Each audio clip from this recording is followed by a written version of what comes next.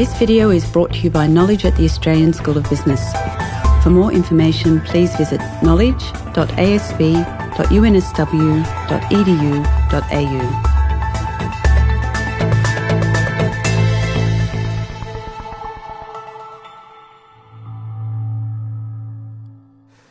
Many homeowners in Australia seem to be obsessed by house prices and are also trying to find ways of reducing their transfer tax, what's known as stamp duty, to the likes of you or me. Well, Ken Henry's tax review, a year old now, looked at affordable housing and also moving to a uniform land tax and removing those transfer taxes, gradually moving to a neutral system of rental and ownership occupied housing. Part of this as well meant that they looked at whether the tax system could encourage people to live in regional Australia.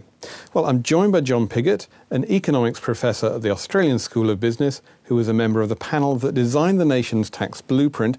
So, John, the Henry Review looked at housing, it looked at transfer taxes, what we know as stamp duty, and there seemed to be a sort of a fair amount of wringing of hands when people read that bit of the Henry Review, and of course nothing's been done and government seems to have moved away from the whole thing again. Is that just too hard?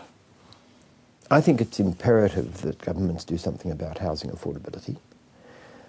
I think it was interesting that it was a term of reference for the Henry Review because I think the issues go far beyond taxation and transfers. They go to the way in which different jurisdictions have control over zoning. Zoning, I think, is fundamental. I suppose that's what I would begin with.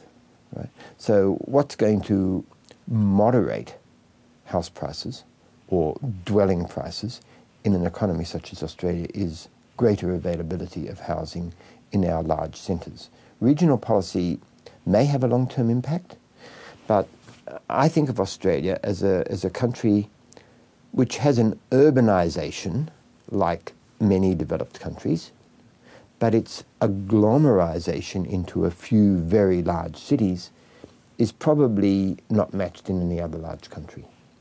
It's extraordinary how many of our people live in the conurbations around Sydney and Melbourne and Brisbane and Perth. It's just amazing. And that means that the land values around those centres of economic activity are being pushed up all the time. And house prices and land values bear a one-to-one relationship only if you don't allow multiple dwellings to be built on the same piece of land. And that's around zoning. So releasing additional land in the perimeters for residential development and making sure that land closer into CBDs is better utilised and providing, of course, the infrastructure to support increased population in those areas. All that has to fit together.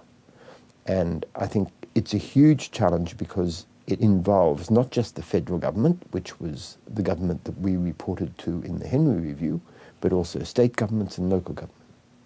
So I see really an imperative that has to come from the federal government, but involve the cooperation of all three levels of government in order to solve it. And I do see it as a really major problem.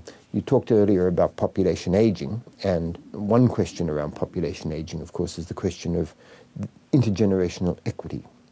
Less of an issue for us than for some countries which have sort of unsustainable social security systems so that you have people retiring, having younger people paying high taxes to support their retirement because that was the nature of the contract which was entered into in the 1930s or the 1940s, the 1950s.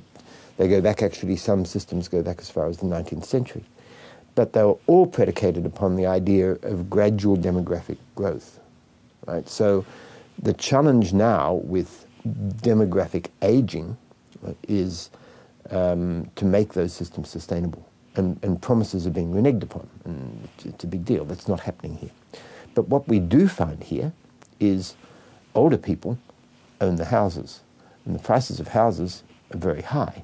So there's another mechanism for the expropriation of wealth to the older generation, to the baby boomers, if you like, from the younger generation, and that's around house prices. And that's not a mechanism which you want to see encouraged. You want to try and do something about that. But for many Australians, their house is also their pension, and many people will continue to look on it for many years to come. Well, that's true. I mean, if you go down the path of looking at subdivision, right, the people who own the land, right, that is, the baby boomers, will not necessarily have to give up that wealth. In fact, the value of the land will increase if they're allowed to build 2 dwellings or 3 dwellings, where formerly they're only allowed to build 1. But the price of each of those subdivided dwellings will be less. And I think that's the direction in which we have to move. And of course, it doesn't get away from the problem that all that subdivision is going to happen around those few small urban centres that you mentioned. I don't know what we do about regional policy. Conurbations grow where there are natural advantages like ports, climate, all the rest of it. And it's very difficult to artificially generate, right, a major commercial hub just because you think, well, that will take some pressure off another, right? It's a very, very hard ask. It has happened from time to time. I suppose Canberra is an example, but it doesn't happen often. So can taxation help in this case? If, say, you lower the taxation in rural areas, then you can encourage that growth in more regional centres and hence spread the population around. We did look a little bit at regional development. We didn't spend, I think, a lot of time on it. I do think that the taxation system can help with house prices in this way. You mentioned earlier on stamp duties. We advocated, or we indicated, that stamp duty should in time be abolished and replaced with a land tax. And people shudder at the idea of a land tax being imposed upon residential dwellings. Property taxes are very common in many countries. The US, Canada, many places pay significant property taxes, much more than our municipal rates, which just cover services like garbage and keeping the streets clean and things like that. So in other countries this works fine. So why doesn't it work here? I'm not quite sure. I think it could be made more palatable by introducing the idea of a land tax on sale. So land tax is not paid if you hold on to it, and exempting the stamp duty. So at the moment when a house is transferred, you pay stamp duty, and the stamp duty can be hundreds of thousands of dollars. It's a significant impediment to sale, to transactions. There's no question about that.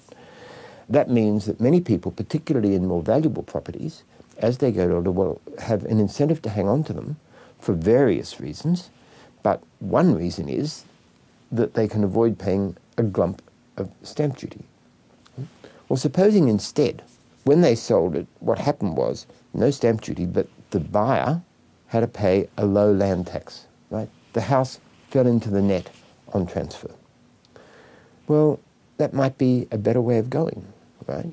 And then in the future, it wouldn't matter whether the house was turned over or not. You wouldn't actually generate a tax liability by turning the house over.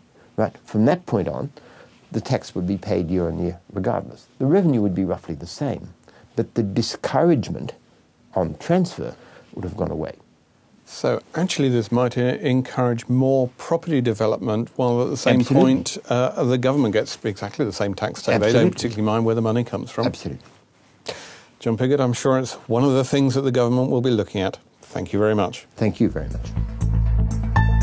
For more business news and analysis from Knowledge at the Australian School of Business, please visit knowledge.asb.unsw.edu.au.